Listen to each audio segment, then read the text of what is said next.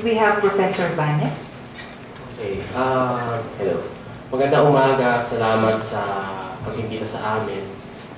Meron kaming research funded by Source of Solution Grant. Ang team leader namin ay si Dr. Bawagan. Unfortunately, hindi siya po pwede ngayon. Kasama ko si Dr. Bawagan at si Catherine Adaro ng aming Research and Extension for Development Office. Ang title ng study namin ay STFAP and Social Protection. We would want to look at STFAP as a social protection program. And we would like to look for recommendations kung paano siya mas streamline, mapabilis, at paano ma-expand, mas madami yung mag-apply, mas madami yung mag-benefit accurately.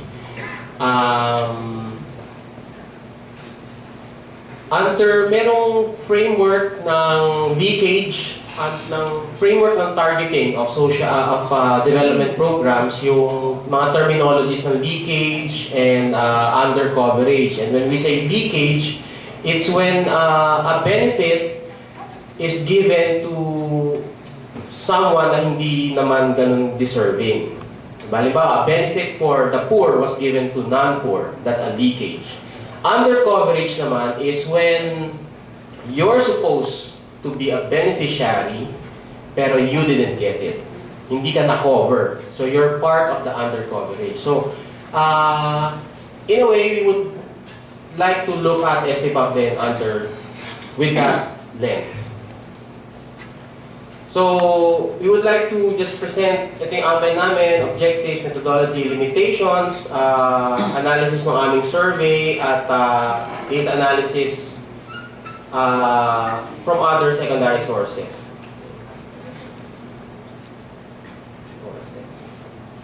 This research aims to look at STFAP. Ayun nga, nabanggit natin, social protection siya. Okay. And then, we look at data, medyo bibilisan ko na lang itong part na ito. We look at data from a survey na we conducted sa different colleges, different students from different academic years. Also, we had data through the support of OSSS. Marami talagang support ang binigay sila Professor Gonzalo sa amin. Even how to understand the process of bracketing, ano pa yung mga... Minsan nga sila na nagsasabi ano pa yung data ang kailangan namin. So, very helpful sa amin yun. There are some data na gusto sana namin makuha, pero unfortunately wala pa sa ngayon. We would want to get the computer-centered data. Kasi isa siya sa nagde-determine partly ng bracket. And we would want to know, it's a model it's a statistical model, and we know na statistical models would have some error. And we would want to assess sana the error of that over time, lumalaki ba siya, lumiliit. So, pero unfortunately, we cannot do that now. We cannot present anything about it now. No? We have a random data from student numbers. Kinuha yung random data from different brackets. Okay? And nag-provide din yung OUR ng data using random procedures ng CRS program. Nabigyan kami ng data 100 per batch, per bracket, pero yung E2 hindi kami mabigyan ng 100 dahil konti lang yung E2. Okay? So, from 2 academic years, 2.5 academic years, nabigyan kami ng data per sem.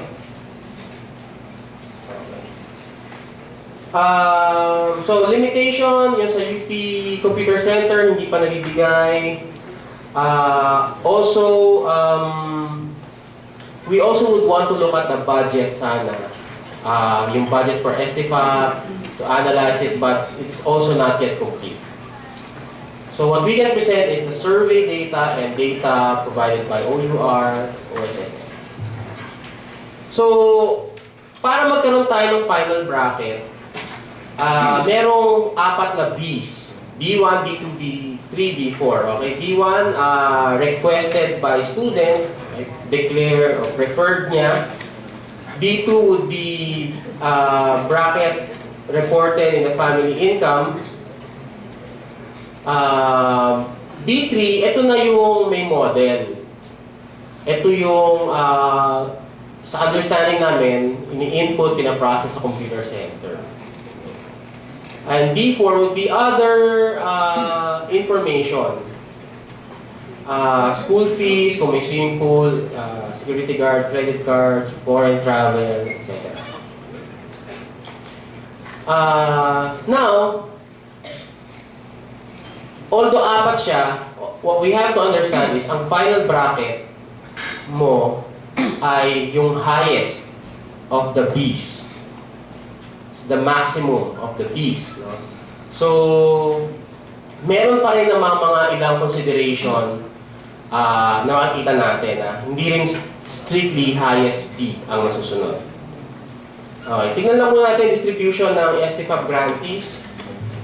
From 2007 to 2010, ito yung may data meron kami. At we can just look at the trend, medyo marami sa bracket B. At konti na sa bracket E. Okay?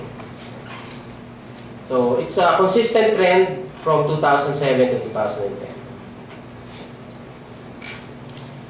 Again, we did a survey hoping to get primary data. And this is the report of results of the survey. Distributed naman by age ang aming respondent.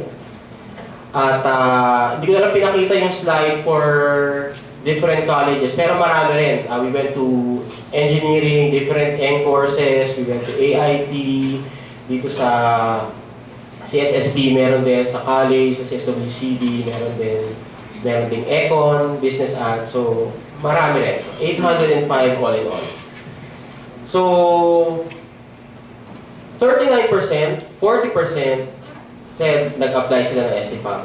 And we can say na majority would say that they didn't apply for STFAP. Okay?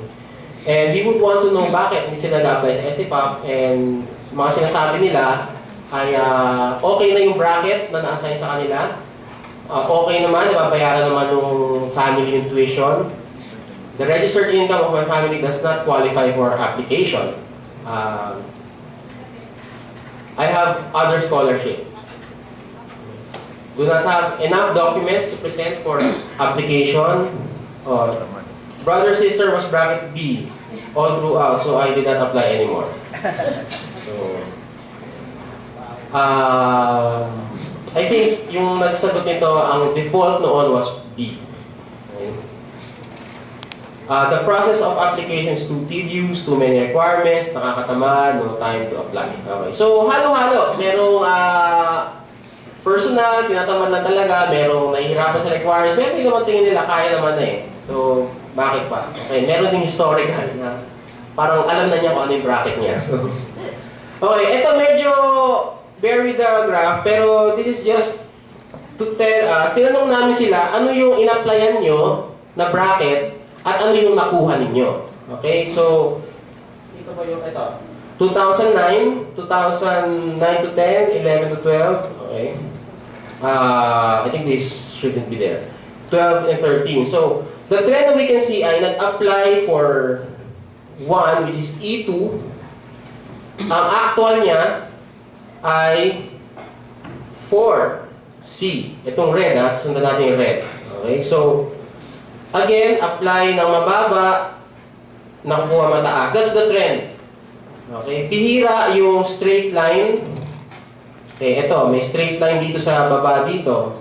Pero, bihira siya. The trend that we can see is really mas mataas yung nabibigay na actual bracket sa in-apply. Now, hindi pa natin masagot kung dahil ba mayaman sila, or mahirap sila, or nagsisinungaling pa sila. This is just what the data is saying. Limited yung data natin, we can go into that. No? We also asked them stress ng STFAP, paano nila na-perceive. So, tingin naman ng iba, it gives equal opportunity for all economic classes, give financially challenged students a chance, gives scholarship to those who are deserving, gives the less fortunate a chance to have quality education. Minimal fee. Okay.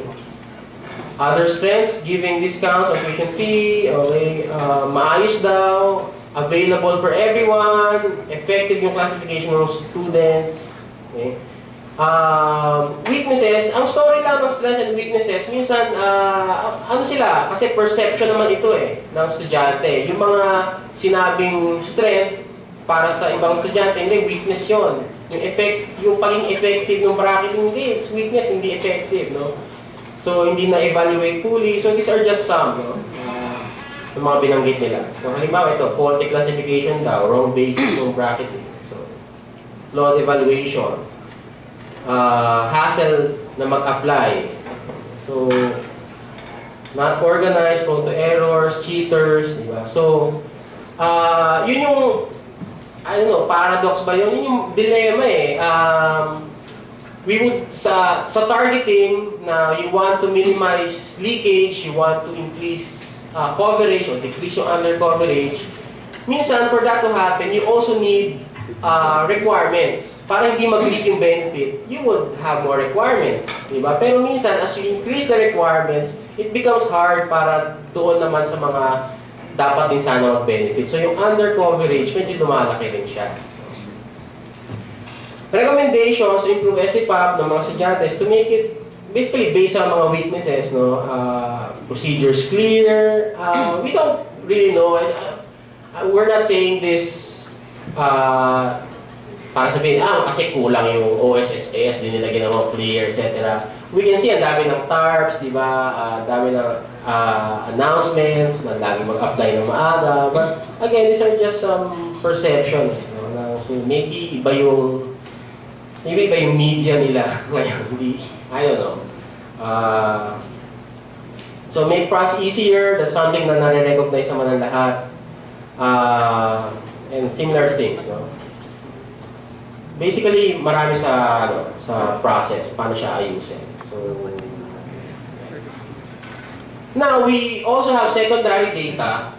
And in-analyze din namin siya, yung OUR data, random. Kinuha namin ano yung mga bracket nila with the help of OSSS. Kinuha rin namin kung sino sa mga na-randomly selected, sino sa kanila ang nag-appeal, at ano yung nangyari sa appeal nila. Now, si B1 and B4.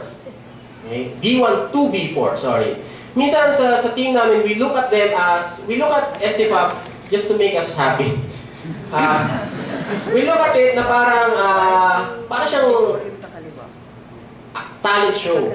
American Idol, X Factor, anything, no? Parang siyang talent show na mayroong judges 4. Si B1, B2, B3, B4. Okay? So titignan namin ngayon, sino kaya sa kanila ang nakaka-influence ng votes ng mga texters o mga tumatawa, okay? No. So kino-compare namin si B3 sa final bracket, ganun din si B1, 2, and 4. And we saw na si B3 ang mas mayroong overlap with final bracket. Si B3 again yung mayroong statistical model. And we want to know sana yung accuracy ng model na yun. So, 77% of the time, nag-coincide si B3 at si final bracket. Nag-agree sila. Okay? Now, we can't really say sa ngayon na, therefore, B3 is dominant. Dahil baka naman may mga pagkakataon na sa 77% na ito, ay nakitay din si B1, 2, and 4 si KB3. We don't know that yet. So we want to add more rigor to it. And mamaya papakita ko yung table. For now, let's look at, compare natin muna si B3 sa ibang Bs. Paano nag-overlap si B3 sa ibang mga Bs, sa ibang judges? Okay? Medyo mababa pa rin. Maximum 35-34% ang overlap niya kay B2. Okay? And that should be expected dahil B2 is the income and B3 is supposed to predict the income. Diba? Now, kinross-tab namin si B3 at yung final bracket just to see saang bracket sila ngayon nag-agree. Okay? So, itong diagonal line na ito, itong diagonal cells, yan yung line of agreement nila. Okay? Ibig sabihin, sinabi ni B3 A siya, sinabi ni final bracket A din siya. 39 yon. 503, nagkasundo sila sa B. 3,000 plus, nagkasundo sila kay C. So, yung diagonal na yan, magkasundo sila. Ibig sabihin, itong area sa baba ng diagonal, yan yung mga observations na hindi sila nagkasundo. Sinabi ni B3, B siya dapat, pero napunta siya sa A kasi si final bracket A siya. Okay, sinabi ni B3, 373 ang C, pero nilagay siya sa B. Okay, so meron ding mga pagkakataon na si B3, binababa niya. Okay, pero merong ibang nasunod, maximum, so nasunod yung maximum. Okay? So hindi nasunod. Pero as we can see, mataas pa rin talaga yung agreement nila. Okay? 77%. Okay? Now, we also look at B1 and we can see na again, ito yung agreement nila, dito yung agreement nila, and this diagonal, dito hindi sila nagkasundo. Okay? And we can see na umaabot na sa thousands yung hindi pagkakasundo ni B1 kay final bracket. Okay? Ganun din si B2. Okay? Dito sa D, marami na yan. Okay? So, halimbawa ito 1,000 sinabi, E1 siya. Sabi ni B2. 1,000. 1,000 plus, 1,053. Pero nilagay siya sa D ni final bracket. 967, E2, nalagay siya sa D. That's a big jump in terms of sino may stipend. Diba? Kahit na isang letter lang yan, malaking jump yon. So half of the entries were given a lower bracket by B2 but received higher bracket, 50%. Si B4, medyo hindi pa ganun ka-informative ang B4 dahil merong N. And of course, hindi mag-a-agree si final bracket dahil wala namang N sa final bracket. And it turned out, during our follow-up, na nagkakaroon pala ng values yung B4, especially kapag first year na pumapasok. Kasi yun yung high school fees, hindi naman yun nagbabago. So, pagka mga bagong application daw, hindi na nailalagay yung value ng B4. So, that resulted to the ends. Okay? So, what can we see? So, inequate na namin ilan yung mga pagkakataon na pareho si B1, B2. Punta lang tayo sa B1 and B2. Pareho si B1 and B2. Nagkasundo na si B1 and B2. Anong sinabi ni B3? Okay? So, as we can see, nagkasundo si B1 and B2 na E2 siya dapat. Ito yan. Sumunod si B3 sa kanya, 148. Pero most of the time, tinaas siya ni B3. Nagkasundo na yung dalawang judges na E2 siya dapat, pero si B3 nilagay siya sa E1 o kaya D o kaya C. Okay. So again, from E2, 534 nilagay ni B3 sa D. That's a big jump. So ganun din yung pag-interpret ng upper triangle naman itong rectangle na ito. No? So, what we're saying here is, it seems na dominant si B3. And that's the one na merong statistical model, merong error, and we hope sana to evaluate kung okay nga yung model na yun. Kasi, incomplete pa yung sagot namin sa kung pang-mayaman nga ba ang UP. Dahil, what if tama pala si B3? B3 is supposed to predict income eh.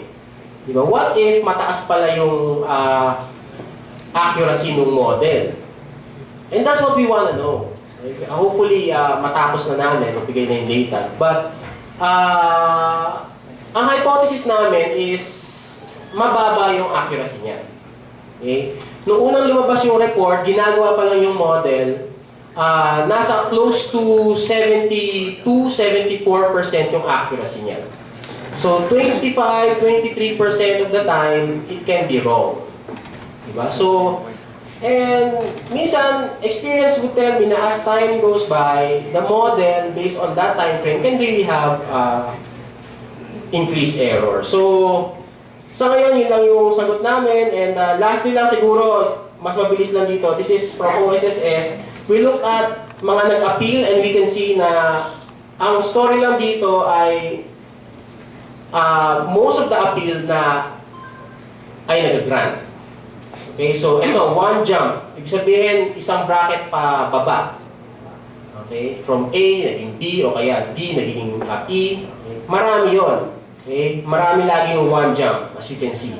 Meron din mga 2 jumps hanggang 4 jumps. So if only students would really know na nag-grant yung appeal, maybe ma-incur sila mag-appeal kahit na medyo tedious yung process ng appeal. So, sa ngayon, yun lang yung share namin. So, maraming salamat.